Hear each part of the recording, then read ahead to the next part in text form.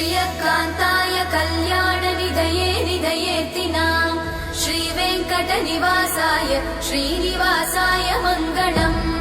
लक्ष्मी सविभ्रमालोकसुभ्रूविभ्रमचक्षुषे चक्षुषे सर्वलोकानां वेङ्कटेशाय मङ्गलम् श्रीवेङ्कटाद्रिशृङ्गाग्रमङ्गलाभरणाङ्गये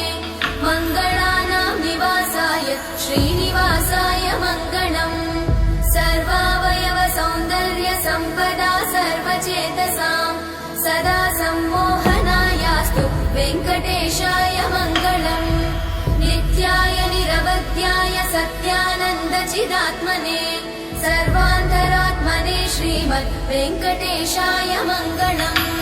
स्वतः सर्वविदे सर्वशक्तये सर्वशेषिने